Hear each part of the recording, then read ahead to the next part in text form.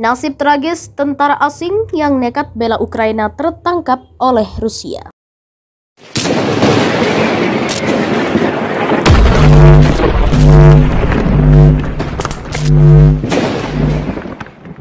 Pejabat Republik Donetsk atau DPR yang memproklamirkan diri bersikeras ketika ditanya tentang pertukaran tentara bayaran asing serta beberapa pejuang dari Batalion Azov. Yelena Shishkina, Ketua Komite Urusan Pidana dan Administrasi DPR, mengatakan kepada TASS pada 1 Juni bahwa DPR tidak akan menukar tentara bayaran asing. Mereka yang datang ke Ukraina untuk berperang di pihak Kiev dan saat ini berperang di Ukraina menghadapi hukuman mati setelah ditangkap DPR. Menurut kantor berita Rusia, di antara tentara bayaran asing di Ukraina yang ditangkap oleh DPR adalah 2 orang Inggris, Sean Penner, Andrew Hill, dan seorang Maroko, Shadun Brahim. Mereka datang ke sini untuk berperang, tetapi tidak seperti tentara yang datang di bawah konvensi internasional. Mereka bertindak seperti teroris sehingga tidak akan ada pertukaran tahanan, jawab Shishkina ketika ditanya tentang kemungkinan pertukaran 2 tentara bayaran Inggris dan 1 tentara bayaran Maroko. Shishkina menambahkan bahwa pertukaran beberapa pejuang dari Batalion Azov yang ditangkap oleh DPR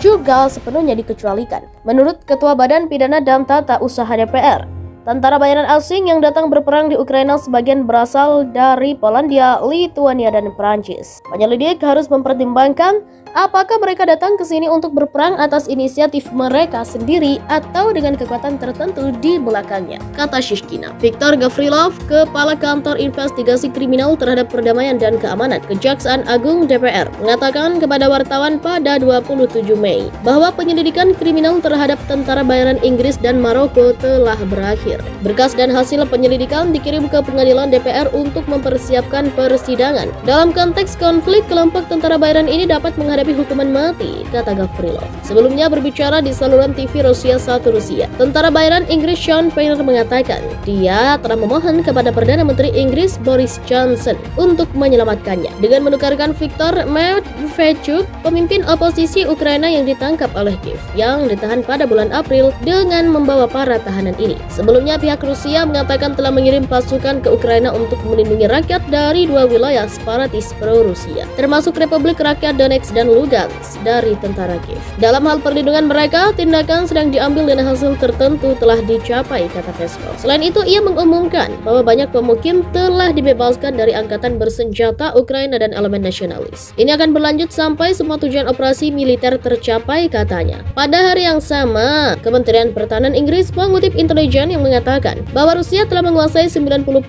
wilayah provinsi Lugansk dan mungkin akan menguasai seluruh wilayah dalam 2 minggu ke depan. Menurut Kementerian Pertahanan Inggris, Rusia telah mencapai beberapa keberhasilan taktis di Donbas, telah mempertahankan momentum ofensifnya dan mengambil inisiatif melawan Ukraina. Selain itu, pada 2 Juni, Presiden Zelensky mengatakan bahwa tentara Ukraina telah berhasil dalam pertempuran dengan Rusia di Severodonetsk di Lugansk. Tetapi situasi keseluruhan di Donbas tetap tidak berubah. Mengambil kendali atas Severodonetsk akan membawa Rusia selangkah lebih dekat ke tujuan yang dinyatakan dalam fase perang saat ini, menguasai Ukraina Timur, rumah bagi separatis pro-Moskow.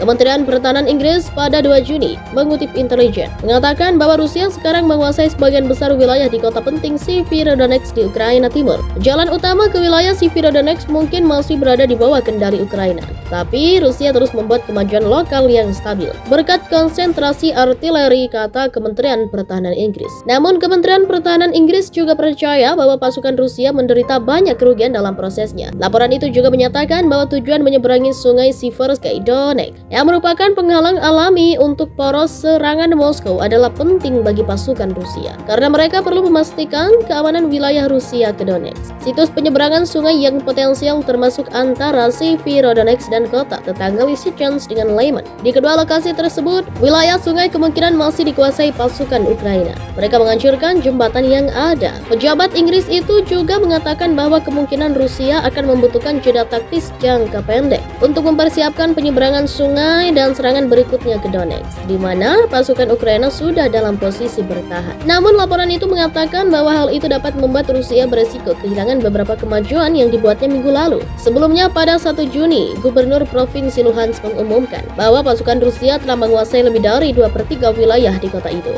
Juru bicara Kementerian Pertahanan Ukraina Alexander Motuzyan mengatakan bahwa tentara Rusia secara bertahap maju menuju pusat Severodonetsk. dan berusaha untuk mengendalikan banyak posisi di kota. Mengambil kendali atas Severodonetsk akan membawa Rusia selangkah lebih dekat ke tujuan yang dinyatakan dalam fase perang saat ini, menguasai Ukraina Timur, rumah bagi separatis pro-Moskow. Kemajuan itu juga akan membuka jalan bagi Rusia untuk bergerak ke barat menuju Kramatorsk dan Sloviansk. Di sekitar Donetsk, kota-kota besar terakhir yang dikelola Ukraina di wilayah tersebut. Mereka datang ke sini untuk berperang, tetapi tidak seperti tentara yang datang di bawah konvensi internasional. Mereka bertindak seperti teroris sehingga tidak akan ada pertukaran tahanan, jawab Shishkina ketika ditanya tentang kemungkinan pertukaran 2 tentara bayaran Inggris dan 1 tentara bayaran Maroko. Shishkina menambahkan bahwa pertukaran beberapa pejuang dari Batalion Azov yang ditangkap oleh DPR juga sepenuhnya dikecualikan.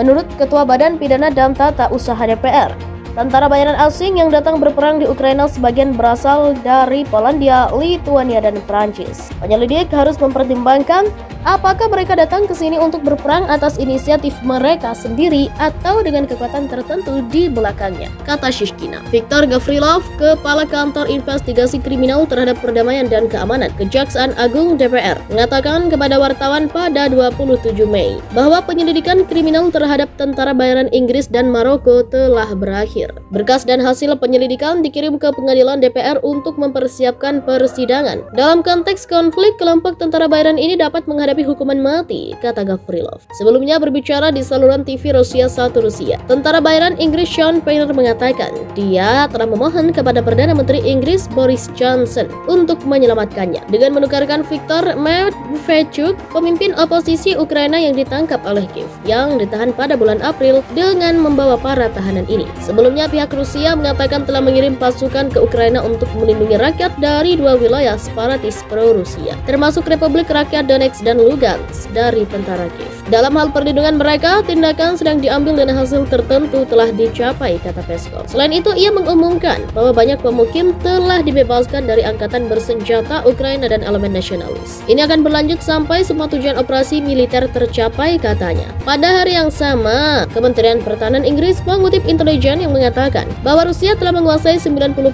wilayah provinsi Lugansk dan mungkin akan menguasai seluruh wilayah dalam 2 minggu ke depan. Menurut Kementerian Pertahanan Inggris, Rusia telah mencapai beberapa keberhasilan taktis di Donbas, telah mempertahankan momentum ofensifnya dan mengambil inisiatif melawan Ukraina. Selain itu, pada 2 Juni, Presiden Zelensky mengatakan bahwa tentara Ukraina telah berhasil dalam pertempuran dengan Rusia di Severodonetsk di Lugansk. Tetapi situasi keseluruhan di Donbas tetap tidak berubah. Mengambil kendali atas Severodonetsk akan membawa Rusia selangkah lebih dekat ke tujuan yang dinyatakan dalam fase perang saat ini,